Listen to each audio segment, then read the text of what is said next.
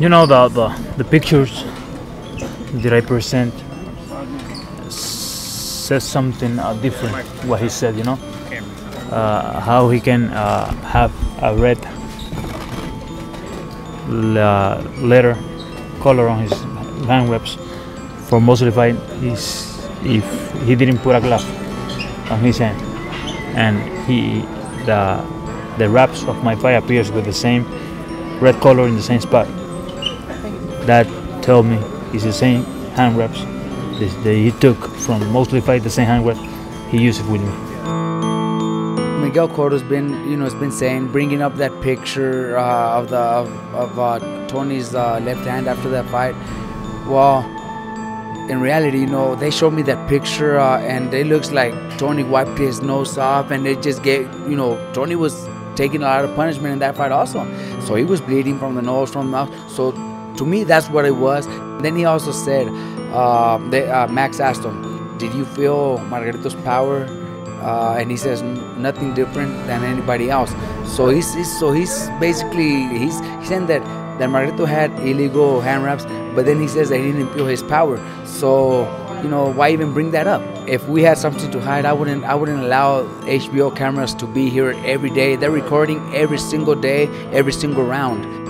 I just look in the face of a liar, of a guy who is a failure for every world, for the whole world and the boxing community.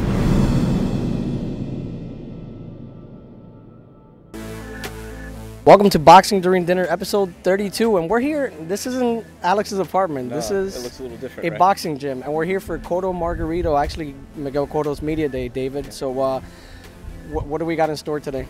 Well, it's Cotto's going to be working the mitts with his trainer, obviously, and this is right the week before the fight, so everybody's excited. The biggest question right now is Antonio Margarito going to be licensed in the state of New York, and that's what everybody is waiting to find out.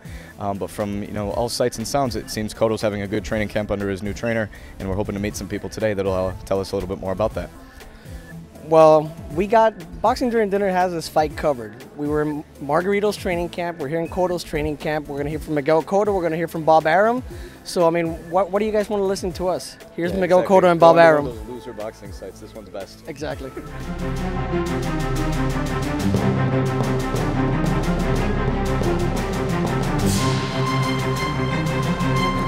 Miguel, in your last fight, the first 6 rounds you looked incredible. Probably your best performance in that first half of the fight. And then the second half is when things change. What about your training camp and is different this time that's preparing you to go the 12 rounds? We just work about the mistake we commit on the last fight with him, and we work for not commit it this time again. That's all I can say. I'm in good shape.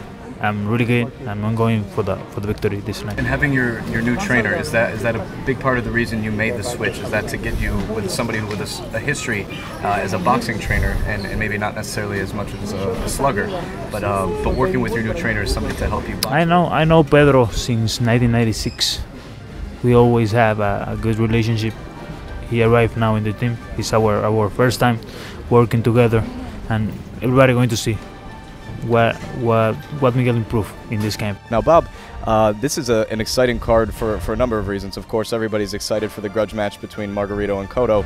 Is this something that fight fans can come to expect a lot more of from Top Rank? Because we've seen this growing and growing, and it seems as if Cotto Margarito's card might be the pinnacle of something that's been brewing for a while. Well, what we're trying to do is to put together the best possible cards. We had a pretty good card with Pacquiao Marquez. This is a sensational card, and I don't know whether every time we get up to bat that we can put together as sensational a card as this one is, but we're certainly going to try. Well, not only did we have a chance to spend some time here at Cotto's camp as well, but Armando actually was in Antonio Margarito's camp just a few days ago in Mexico, and you're about to see a little bit more of what happened there. Armando. Yeah, man, it was a little bit of a haul. I'm not going to lie, man. We were 10,000 feet above sea level. Got a little dizzy up there, but it was well worth it. We spoke to Robert Garcia, Margarito's trainer. After we play the interview, I'll talk a little bit about Margarito's eye. There's been some controversy about it, but let's not delay. Robert Garcia, Margarito's trainer.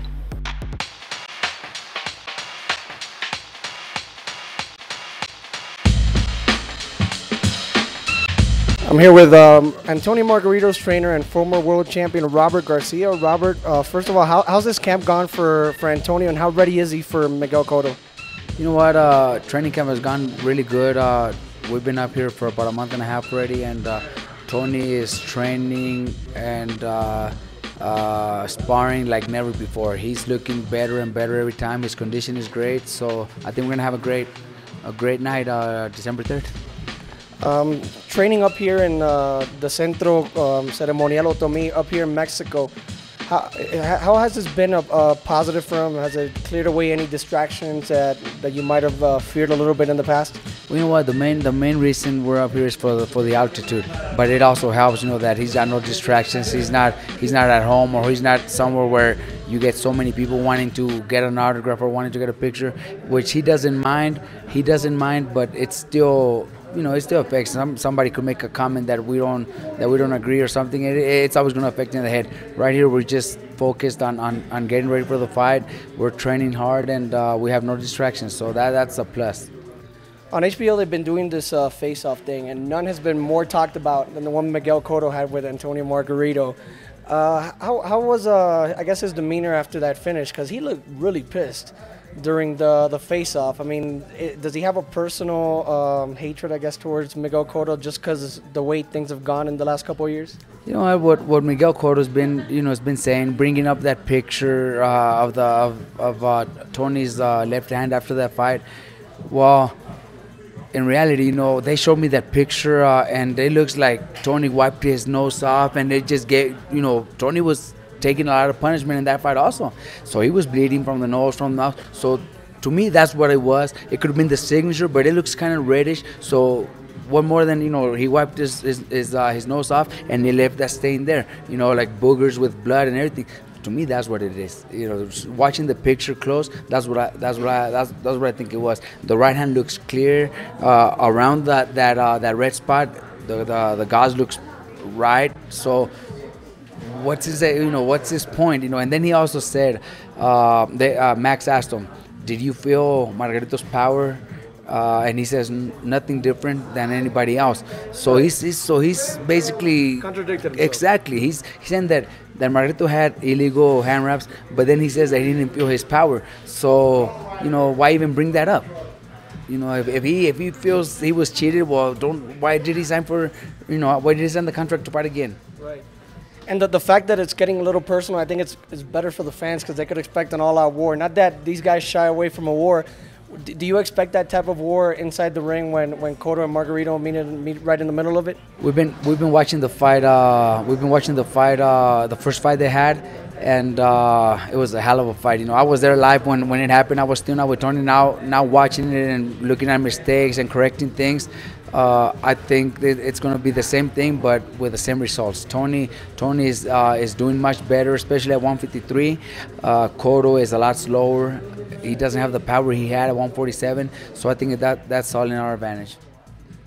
You were obviously in Tony's corner during the Pacquiao fight. His eye was like nothing I've ever seen. I mean, I've barely seen injuries like that in the ring. Maybe in Arturo Gatti, where you got to go back to the throwbacks like Rocky Graziano and all that.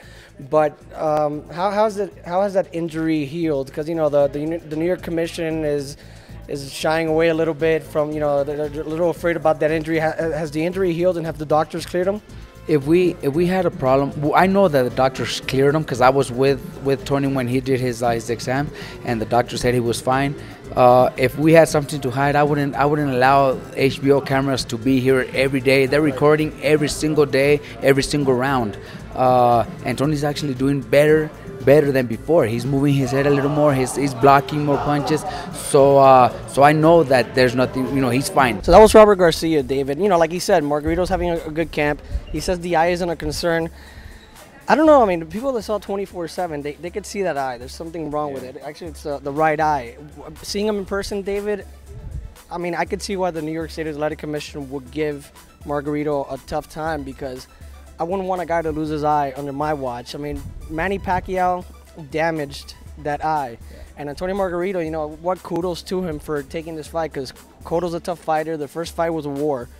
and now he's going to get to do it again with that eye. Yeah, it's, you know, of course you see visually that Margarito's eye doesn't look the same. Now, does that mean structurally it's not sufficient to hold up during a fight? Well, we haven't seen him fight since post-injury, so I guess that's, you know, a big question yet to be answered. But agreed, you know, a lot of things that people forget is that Margarito went through hell the first time he fought Cotto too. Just because he won the fight doesn't mean he came out unscathed. He's against a big puncher. They're up in weight at 153 pounds.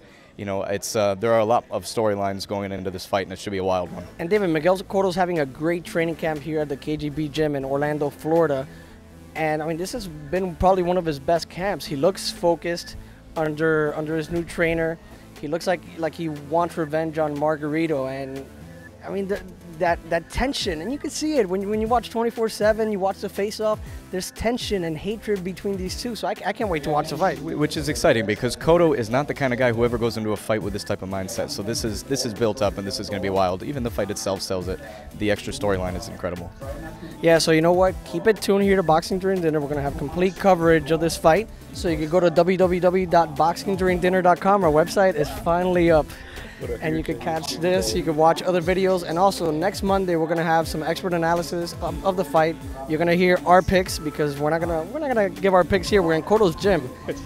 I'm not crazy enough to say, hey, you know what, Margarito's gonna win here. You know, you'll find out who I think is gonna win, and I could already tell who David thinks is gonna win. So, but also, you know, go to our website boxingduringdinner.com. You could also tweet us at @BoxDuringDinner and look us up on Facebook as well. Yep, we'll be there. And thanks very much for watching Boxing During Dinner. Got this fight covered, wall to wall. Where else? Who else went to the Otomi in Mexico? Yeah, we're Boxing During Dinner. Both camps.